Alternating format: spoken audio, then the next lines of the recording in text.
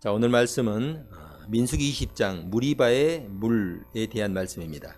자, 1장에서부터 우리가 지금까지 19장까지 내용을 이렇게 살펴봤는데, 시내 광야에서 출발해 가지고 신광야 가데스를 지나 광야의 여정을 다루었습니다.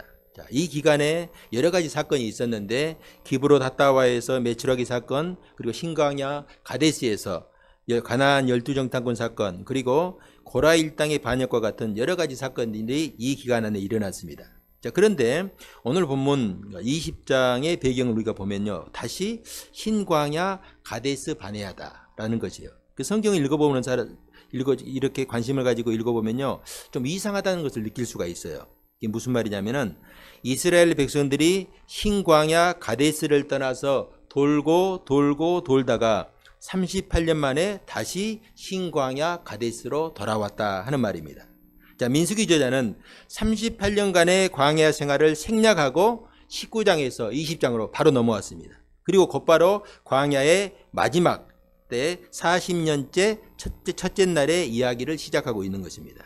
이 말씀을 통해서 오늘 우리에게 주시는 하나님의 음성을 우리 함께 들을 수 있기를 바랍니다. 자, 1절 한번 봅시다. 첫째 달에 이스라엘 자손 곧 온 회중이 신광야에 이르러 백성이 가데스에 머물더니 미리암이 거기서 죽음에 거기에 장사되니라. 한 구절 속에 굉장히 많은 말씀이 함축되어 있어요. 자, 이스라엘 백성이 출애굽 40년 첫째 달에 신광야 가데스에 도착했습니다. 여기서 첫째 달은 40년, 출애굽 40년 첫째 달이라는 말입니다. 자, 가데스는 신광야와 바란 광야 이 경계에 위치한 곳인데, 바로 이것이 어디냐 그러면은 바로 12정탐꾼을 보냈던 바로 그 장소입니다. 자, 그래서 이곳은 신광야 가데스라고도 하고, 다른 한편으로는 바란 광야 가데스다. 그러니까 신광야 쪽에서 보면 신광야고, 바란 광야 쪽에서 보면 바란 광야예요. 자, 38년 전 12명의 정탐꾼을 가나안 땅에 보냈다가 이 10명의 정탐꾼들이 부정적인 보고를 하고, 또 백성들이 거기에 동조하였고, 결국은 가나안 땅에 들어가지 못하였습니다. 자, 그 일로 인해서 하나님은 그들을 38년 동안 광야에서 훈련을 받게 하셨고, 이제 출애굽 40년째가 되는 첫째 달 그들을 다시 원점 가데스 바네아로 세우신 것입니다. 자, 이런 분위기예요. 자, 38년 전에는 너희가 가나안 사람이 두려워서 들어가지 못한다고 했는데, 지금은 어떤지 한번 보자. 지금 이런 뉘앙스가 본문 속에 깔려 있습니다. 자, 그러면서 그곳에서 미리암이 죽었고 또 장사 지냈다 이렇게 말씀하죠. 미리암은 여러분 출애굽 1세대를 대표하는 여자 사사예요. 그리고 또 이제 우리가 다음 시간에 볼 20장 이제 28절에 보면은 아론의 죽음을 통해서 이전 세대가 다 죽었음을 보여주고 있습니다. 자, 모세는 이 누이 미리암의 죽는 것을 보면서 하나님의 말씀을 기억했을 것입니다. 14장 33절에서 이런 말씀이 있어요. 너희의 자녀들은 너희 반역한 죄를 지고 너희의 시체가 광야에서 소멸되기까지 40년을 광야에서 방황하는 자가 되리라. 자, 40년을 광야에서 방황한다. 이 말은 40년이 지나면은 가나안에 들어갈 수 있다. 들어가게 하겠다. 이런 말이기도 하죠. 당연히 모세 입장에서 가나안 입성에 대한 꿈과 희망을 품었을 것입니다. 그런데 문제는요, 광야에서 40년 동안 훈련을 받았는데 이 백성들이 과연 가나안 땅에 들어갈 준비가 되어 있는가 하는 것입니다. 자, 오늘 본문은요, 사실 그것에 중점을 두고 봐야 합니다. 하나님은 40년의 광야기를 통하여서 겸손을 배우고 하나님만 의지할 수 있는 그런 믿음의 길을 배우기를 원하였습니다. 자, 그렇다면은 40년이 지난 지금 이스라엘 백성들은 얼마나 변했을까 하는 것이죠. 자, 그들 앞에 주어진 테스트, 시험이 바로 이것입니다. 자, 2절 봅시다. 회중이 무리 없으므로 모세와 아론에게 모여드니라. 자, 이들이 지금 도착한 땅이 어디라고 했어요? 가데스 바네아. 가데스 바네아. 이 가데스 바네아는요, 원래 사막의 오아시스라고 불리는 장소예요. 광야는 원래 물이 없어도 이 가데스 바네아는 물이 있었어요. 그렇기 때문에 38년 전에도 이곳에 오랫동안 머물러 있던 기억이 있거든요. 그런데 이 백성들이 다시 이곳으로 왔을 때는 당연히 이곳에 물이 있을 것을 기대하고 왔을 것은 당연한 일입니다. 그런데 오늘 본문에 보니까 이곳에 물이 있습니까? 물이 없습니까? 물이 없다는 거예요.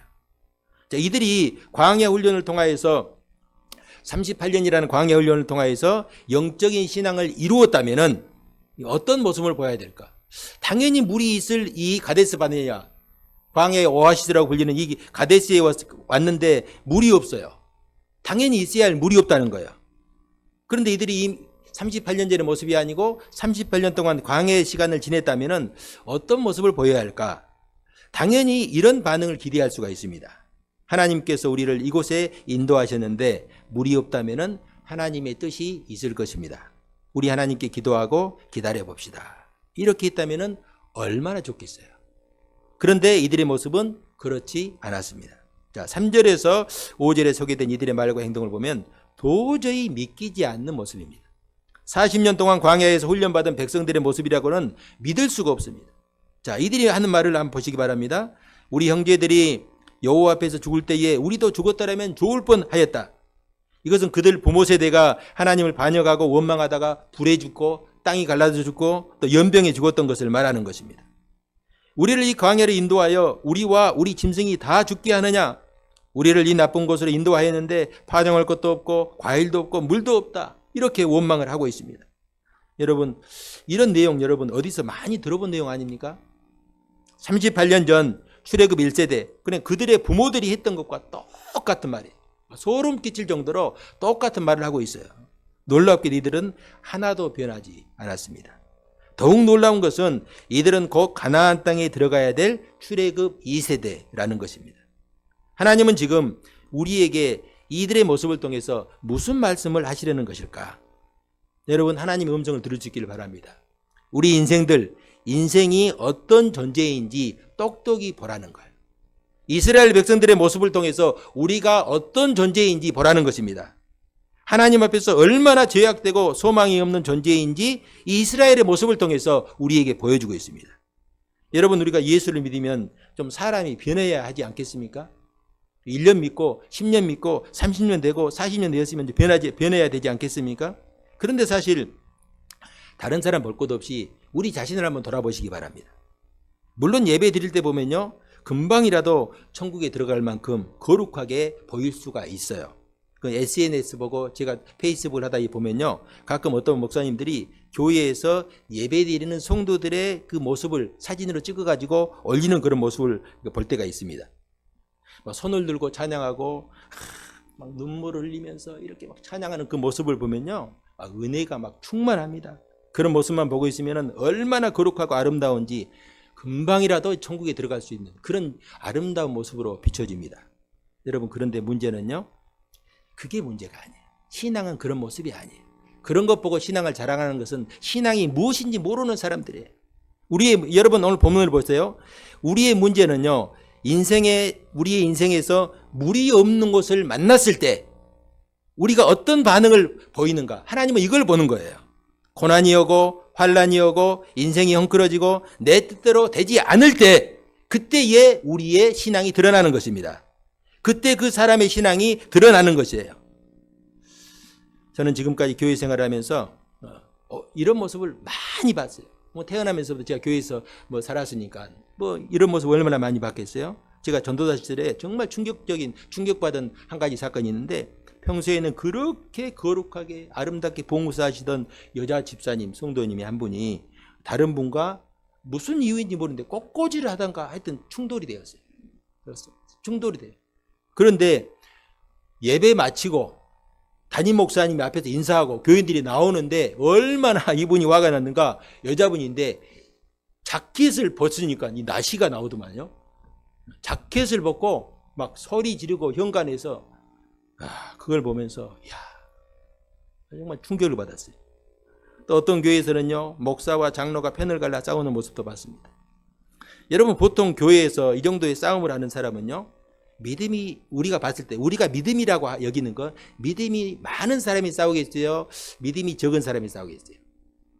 더 쉽게 얘기하면 교회에서 높은 중직을 가지고 있는 사람이 싸우겠어요, 아니면 이제 교회에 나온 지 얼마 되지 않은 사람이 싸우겠어요? 그렇죠. 여러분, 교회에 나온 지 얼마 된 사람은 절대 교회에서 싸우는 일이 없어요. 교회에서 초신자들은 이런 싸움을 하지 않습니다. 왜 그런지 아십니까? 초신자들은 교회가 싫으면요, 안 나가면 돼. 다른 교회 가버리면 돼요. 그런데 여러분, 중직자들은 그렇지 않죠. 내 교회라고 생각하니까 다른 데도 가지 않고 이 자리를 지키기 위해 싸우는 거예요. 자, 그런 모습을 보면서 저는, 저 사람들의 마음에 예수가 있는가? 정말 저들은 예수님을 믿는가? 하나님을 믿는가? 하는 생각이 들지 않을 수가 없어요. 그런데 문제는요, 분명히 그들도 예수님을 믿는 사람이라는데 문제가 있는 거예요. 자, 이런 모습을 바라보는 하나님의 마음은 어떠하셨을까? 이 이스라엘 백성들, 그리고 오늘의 우리의 모습을 바라보시면서 하나님은 과연 어떤 마음을 가지고 계실까? 아마 마음이 찢어지고 서글픈 그런 마음을 가지고 있을 것입니다. 자, 그런데 제가 말씀을 준비하면서 곰곰이 또 생각해 보니까 하나님은 그렇지 않았을 것으로 생각이 됩니다. 왜냐하면 하나님은 우리 인간이 어떤 존재인지, 얼마나 우리가 약하고 악한지 하나님은 처음부터 다 아셨기 때문이에요. 예수님은 여러분 베드로를 부르시고 또 다른 제자를 부르셔서 얼마나 그들을 사랑하였습니까? 특별히 베드로를 수제자로 삼으셨어요. 베드로도 그런 주님의 부름에 응답하듯이 충성을 다해서 베드로가 주님을 섬겼습니다. 그런데 주님은요, 그런 베드로가 그리고 다른 제자들도 주님을 배신할 것을 다 아셨어요. 최후의 만찬석에서 너희가 다 나를 버리리라 하자 베드로가 가만히 있었으면 죽을 뻔했는데 뭐라고 했어요? 주님, 다른 사람이 다 주님을 배반해도, 여기 있는 제자들 다 주님을 배반해도 나는 주님을 결코 버리지 않겠습니다. 그럼 베드로에게 예수님께서 뭐라고 했습니까? 오늘 밤 다 굴기 전에, 이틀 사흘지도 아니 오늘 밤 다 굴기 전 내가 3번 나를 부인할 것이다, 이렇게 말씀하셨어요.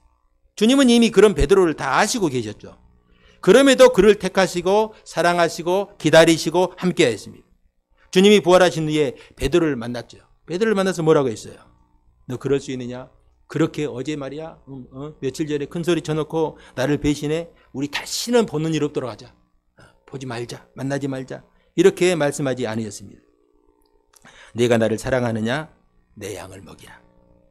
베드로의 연약함까지도 용납하시고 그를 세우셔서 주님의 진정한 제자로 삼아 주셨습니다. 자, 오늘 말씀이요, 그런 내용이에요. 출애굽 2세대들 역시 소망이 없는 것은 마찬가지. 38년의 훈련이 아무런 변화를 가져오지 못했습니다. 모세의 입장에서 볼 때 이것은 하늘이 무너지는 듯한 그런 모습이었을 것입니다. 38년 전 어땠어요? 10명의 정탐꾼이 보고하는 불평의 소리를 듣고 백성들이 원망하고 대적할 때에 모세와 아론이 어떻게 했습니까? 이스라엘 온 회중 앞에서 납작 엎드렸죠. 바보스에서 회중 앞에서 엎드렸어요. 이것은 무슨 뜻이냐면은 백성들을 설득하기 위한 모습이라고 할 수 있어요. 그때 여호수아와 갈렙이 백성들을 설득하고 나섰지 않습니까? 여러분, 모세의 이런 모습은, 이런 모습으로는 우리가 하나님 앞에 결코 서면 안 된다, 하나님 앞에 나아갈 수 없다라는 것이죠. 자, 그런데 오늘 본문 보세요. 6절을 보면요, 모세와 아론이 회중 앞을 떠나 회막문에 이르러 엎드렸다, 이렇게 말씀해요. 회중 앞에서 엎드릴 때는 회중을 설득하고 좀 돌이키려고 하는 의도가 있었는데, 오늘 본문에서는요, 회중 앞을 떠나버렸어요. 그리고 회막 앞에 가서 하나님께 엎드리는 거예요. 여러분, 이때 모세와 아론의 심정이 어떠했을까? 제가 말씀을 준비하면서 곰곰이 생각을 해봤어요. 모세는 아마 이런 마음이었을 거예요. 하나님, 이 일을 어떻게 합니까? 하나님이 말씀하신 가나안 땅에 들어갈 그런 때가 되었는데 이들이 부모 세대와 똑같은 불신앙을 품고 있습니다. 이들을 데리고 어떻게 가나안 땅에 들어갈 수가 있겠습니까? 이런 모세의 절규가 귀에 쟁쟁하게 들리는 듯합니다. 이 정도 되었으면요, 하나님이 이렇게 반응하셔야 돼요. 이전까지 하나님이라고 한다면은, 모세야, 내가 봐도 안 되겠다. 너와 아론은 뒤로 물러나 있어라. 내가 저 백성들 다 그냥 멸하고 너를 통해서, 너와 아론을 통해서 새로운 민족을 세우겠다. 이런 하나님의 음성을 모세가 기대했을 수도 있습니다. 그런데 하나님은요, 그렇게 하지 않았어요. 자, 대신 이렇게 말씀합니다. 자, 8절. 자, 함께 한번 합독합시다. 시작. 지팡이를 가지고 내 형 아론과 함께 회중을 모으고 그들의 목전에서 너희는 반석에게 명령하여 물을 내라 하라. 내가 그 반석이 물을 내게 하여 회중과 그들의 짐승에게 마시게 할지니라. 아멘. 자, 마치 하나님은 이스라엘 백성들의 불신앙을 예견하셨다 하는 듯이 말씀합니다. 그 백성이 물이 없어서 지금 원망을 해? 그래, 내가 너를 통해서 물을 주겠다. 아주 쿨하게 말씀하시는 거예요. 그리고 모세에게 이렇게 말씀하십니다. 너희는 반석에게 명령하여 물을 내게 하여 회중과 짐승을 먹게 하라. 마시게 하라. 이렇게 말씀하셔요. 자, 그러면은 이때 모세의 입장에서 어떻게 하나님께 반응을 해야 될까? 저는 모세가 하나님께서 세우신 종이라고 한다면은 이렇게 반응을 해야 되겠죠. 하나님, 감사합니다. 이렇게 악하고 불신앙적인 백성들을 하나님께서 용납해 주시니 하나님의 은혜가 만극합니다. 제가 하나님 말씀대로 그렇게 하겠습니다. 하나님 감사합니다. 이렇게 하면 되는 거예요. 왜? 모세는 하나님의 종이니까. 모세는 하나님이 세우신 종이기 때문에 하나님이 주신 말씀대로 그대로 순종하면 되는 것입니다. 그런데 모세가 뜻밖의 행동을 하게 됩니다. 자, 10절 함께 합독합시다. 시작. 모세와 아론이 회중을 반잡해 모으고 우리가 너희를 위하여 이 반석에서 물을 내랴 하고. 아멘. 반역한 백성아 들으라. 모세의 감정을요 그대로 실어가지고 내가 의역을 하면요 이런 분위기예요. 이 망할 놈들아, 이 연병에 죽을 놈들아. 지금 이 말이에요. 지금 너희 부모들이 불에 망하고 연병에 죽었는데 지금 너희도 똑같은 짓을 하고 있다 그거예요. 너희들이 지금 죽으려고 작정을 했구나. 우리가 너희를 위해서 이 반석에서 물을 내랴. 고함을 치면서 지팡이로 그냥 반석을 2번을 내리친 거예요. 그런데 그럼에도 불구하고 하나님은 반석에서 물이 솟아나게 하셨고 모든 백성들과 짐승들이 마시게 하였습니다. 그런데 문제는 그것으로 끝나지 않았어요. 이 일로 인해서 하나님은 백성들이 아니라 모세와 아론이 가나안 땅으로 들어가지 못하게 하신 거예요. 그래서 이곳을 무리바 물, 이스라엘 자손이 여호와와 다투었다. 다투기는 이스라엘 자손이 다투었는데 그냥 이 불벼락은 모세와 아론이 맞고 말았죠. 자, 여러분 이 무리바 물 하면 생각나는 사건이 또 하나 있습니다. 생각나는 사건이 있어야 돼요. 왜냐하면 우리가 출애굽기에서 이미 이 무리바 물에 대해서 설교를 들었기 때문에. 출애굽기 17장에 보면요 신광야 르비딤에 무리바의 물이 있습니다. 자, 그곳에서도 백성들이 물이 없어서 모세와 다투고 원망했죠. 그때 모세는 하나님께 부르짖었고 하나님 모세에게 말씀했어요. 내 지팡이를 손에 잡고 너는 그 반석을 치라 그랬잖아요. 치라. 모세가 반석을 치자 그곳에서 물이 나왔고 그곳 이름을 마사 또는 무리바라고 말했어요. 똑같잖아요. 그건 역시 마사 무리바라는 의미는 그들이 여호와와 다투었다라는 의미입니다. 오늘 본문 내용과 거의 흡사하죠. 쌍둥이 같은 말씀이에요. 그래서 일부 학자들은 이 두 사건을 동일한 사건으로 보기도 하지만은 전혀 다른 사건입니다.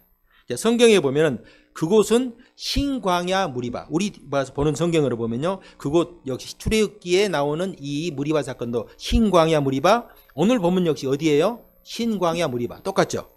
그렇기 때문에 같은 장소로 착각할 수 있는데 출애굽기에 소개된 이 신광야 무리바 물은요. 원지명이 르비딤이에요. 르비딤. 그리고 이 장소는 애굽에서 시내산 사이에 있어요.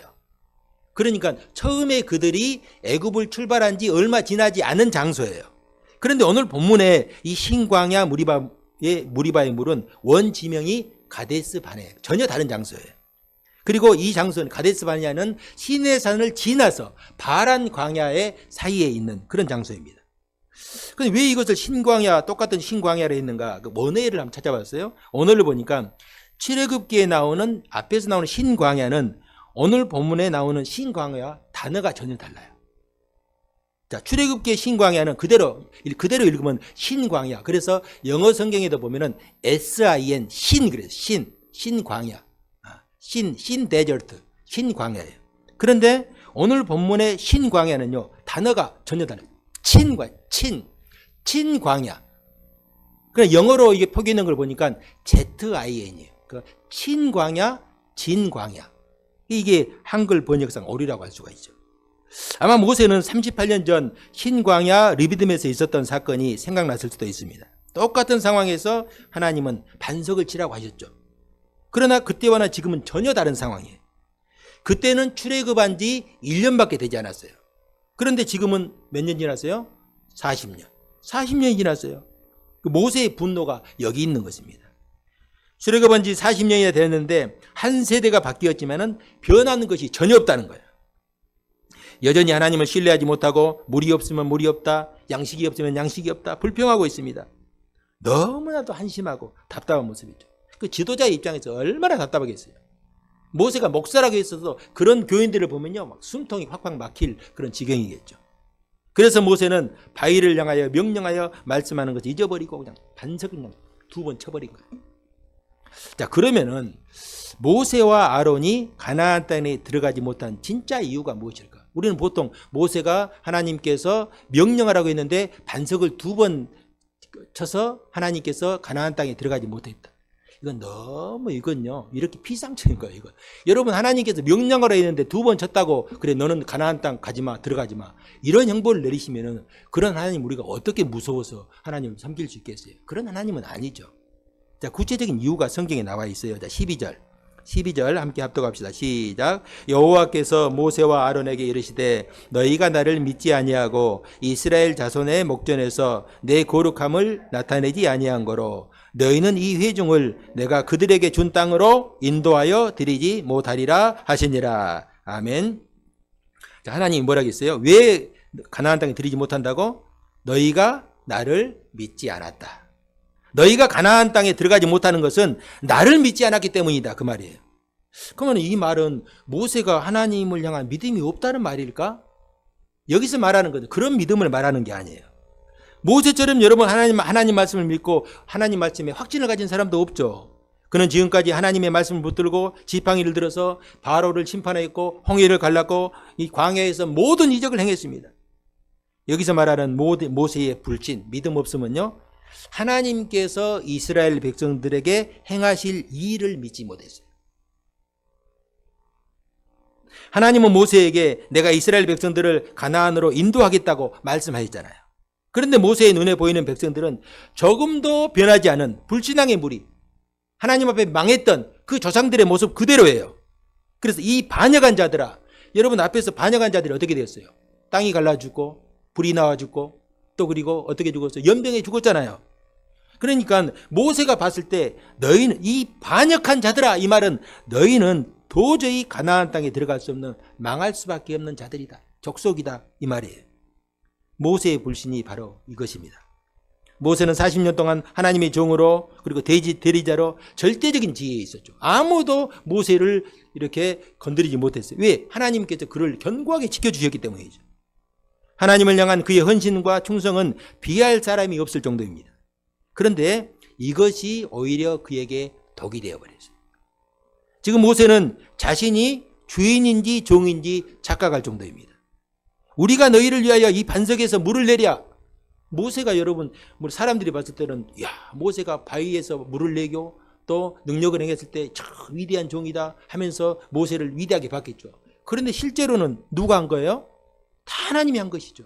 하나님이 모세를 통해서 그렇게 한 거예요. 아마 모세도 그걸 다 알고 있었어요. 그런데 너무 분노하다 보니까 이게 지금 혼돈이 온 거예요. 우리가 너희를 위하여 이 반석에서 물을 내랴.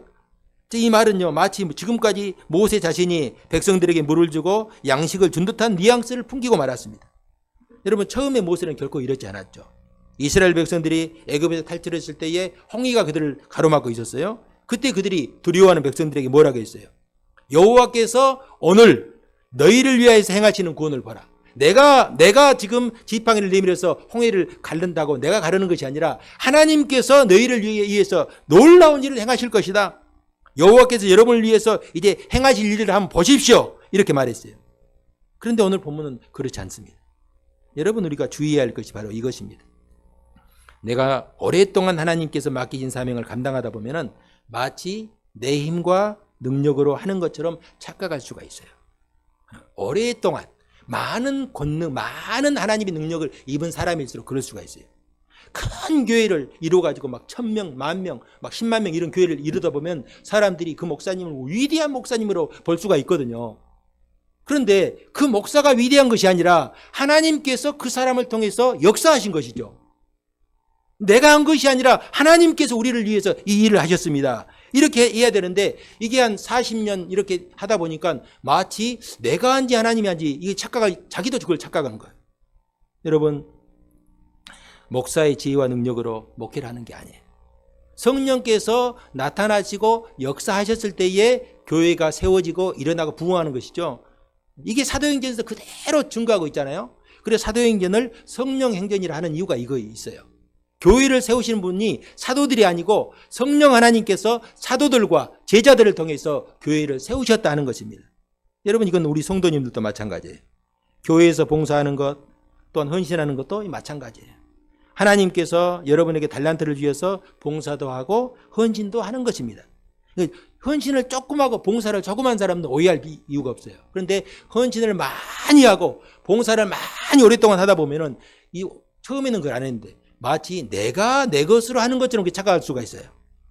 여러분, 헌금 생활 때요, 하나님께서 여러분들에게 재물을 맡기셔서 할 수 있는 거예요. 그런데 어리석은 부자처럼 이것이 내 것이라 이렇게 착각할 때가 있어요. 그래서 하나님께서 그 어리석은 부자에게 뭐라고 했어요? 어리석은 자여, 오늘 밤 내가 너의 생명을 찾을 것인데 그러면 내 재물이 누구의 것이 되겠느냐? 이게 무슨 말입니까? 모든 것은 내가 너에게 맡긴 것이다. 내 것이다. 착각하지 말아라, 그 말이에요. 저는요, 오늘 본문 말씀을 보면서 모세가 교만해서 이렇게 행했다고는 보지 않습니다. 하나님을 향한 그의 열정이 너무 특심하다 보니까 이렇게 된 거예요. 여러분, 우리가 교회에서 봉사할 때 열심을 내는 것도 좋지만 그것이 하나님보다 앞서면 안 돼요. 하나님 말씀보다 앞서면 안 되는 거예요. 열심도 좋지만 우리는 항상 하나님의 뒤를 따라가야 돼요. 교회에서 문제를 일으키고 분쟁을 일으키는 사람들의 공통점은요, 열심과 열정이 다른 사람보다 많다 적다? 월등히 많아요. 교회에서 아까 그랬잖아요. 새신자들은 말썽을 일으킬 이유가 없다니까요. 왜? 마음에 안 들면은 다른 교회 가버리면 되기 때문에. 열정이 없으면요, 교회에도 관심이 없어요. 그런데 하나님의 말씀이 없는 열정은 결국은 하나님의 영광과 상관없는 열심이 되고 만다 하는 이 사실을 우리가 잊지 말아야 됩니다. 하나님이 모세에게 지금 말씀합니다. 너희가 나를 믿지 아니하고 이스라엘 자손의 목전에서 내 거룩함을 드러내지 않았다. 이게 바로 모세와 아론의 치명적인 잘못입니다. 모세의 열정이 오히려 불신이 되고 하나님의 영광을 가리고 말았습니다. 여러분, 올바른 믿음은 나를 통해서 결국은 하나님이 드러나야 돼요. 하나님의 영광이 드러나야 돼요. 나는 없어지고 하나님의 영광이 드러나야 돼요. 그래서 주님이 말씀하셨죠. 누구든지 나를 따르거든 누구를 부인해요? 나를 부인해요. 나를 부인하고 나를 십자가에 올려놓아야 돼요. 나를 죽여야 돼요. 끊임없이 죽여야 돼요. 그래서 사도 바울은요, 나는 날마다 죽인다. 여러분, 복음서에서, 아니 신약 성경에서 예수님의 제자들 말고 가장 능력을 행했던 사도가 누구예요? 사도 바울 아닙니까? 그래서 사도 바울은 날마다 나를 죽인다. 왜? 날마다 나의 육신의 욕망이 꿈틀거리기 때문에. 사람들이 여러분 루스드라 같은 곳에서 사도 바울을, 그리고 또 사도 바울과 같이 갔던 이 바나바를 보고 제우스와 헤르메스 신이다 하면서 신적으로 이렇게 추앙하라는데, 인간적인 이 마음으로 돌아봤을 때 얼마나 우쭐했겠어요. 그런데 사도 바울은 그러기 때문에 내가 날마다 나를 쳐서 죽게 복종시키고 내가 날마다 죽노라, 그렇게 고백을 했잖아요. 그 믿음의 삶은 항상 나를 부인하는 거예요. 주님보다 앞서려는 나의 자아를 부인하고 그런 생각들을 다 주님 앞에 내려놓는 것입니다. 그리고 내 기준으로 다른 성도와 이웃을 우리가 판단하지 않아야 됩니다.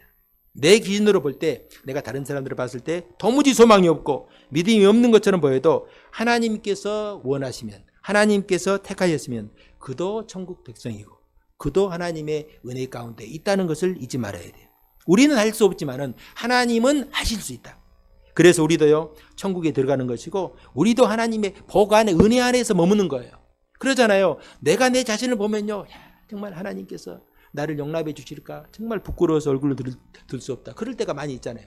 그럼에도 하나님께서 부르셨기 때문에 그 부르심에는 후회하심이 없어요. 철회하지 않으셔요. 끝까지 사랑하셔 주시고 끝까지 세워주신다는 거예요. 자, 13절 중반절에 보면요, 여호와께서 그들 중에서 그 거룩함을 드러내셨다, 이렇게 말씀하죠. 모세가 여호와의 거룩함을 드러내지 못하자 여호와께서 친히 거룩함을 드러내시는 거예요. 여러분, 이 말을 우리가 잘 한번 생각해 보시기 바랍니다. 하나님께서 당신의 거룩함을 드러내지 못해서 모세를 사용하고 또 그리고 아론을 사용하고 우리를 부르신 게 아니에요. 하나님은 우리로 하여금 하나님의 살아계심을 드러내시길 원하는 거예요. 함께 동역하시길 원하는 거예요. 그렇기 때문에 나에게 주어진 직분, 달란트를 가지고 하나님의 영광을 드러내지 않으면은 하나님이 스스로 영광을 드러내신다 하는 것을 우리가 잊지 말아야 돼요. 저는 우리 모든 성도님들이 하나님께서 우리에게 맡겨주신 귀한 달란트, 직분 이런 것들을 가지고 교회에서, 가정에서, 직장에서 모든 이들에게 하나님의 영광, 하나님의 살아계심을 드러낼 수 있기를 주님의 이름으로 축복합니다. 사랑하는 성도 여러분, 무리바물의 교훈을 통해서 우리는 먼저 우리 자신, 나 자신을 돌아볼 수 있기를 바랍니다. 광야 40년이 지났지만은 변하지 않는 이스라엘의 모습이 오늘 나의 모습이다. 그래서 우리는 늘 하나님 앞에 겸손하게 엎드려서 주의 은혜를 구해야 됩니다. 또 한 가지는요, 모세처럼 하나님의 말씀보다 앞서지 않아야 돼요. 인생들은 소망이 없지만은 하나님의 능력과 은혜에 우리의 소망이 있음을 기억하시기 바랍니다. 우리는 비록 연약하고 제약되고 부족하지만은 우리를 향한 하나님의 은혜는 한량없이 크고 능력이 있음을 믿을 수 있기를 바랍니다. 우리가 이 한 주간도 오직 하나님을 향한 이 믿음으로 하나님의 영광을 드러내는 복된 삶을 살 수 있기를 주님의 이름으로 축복합니다.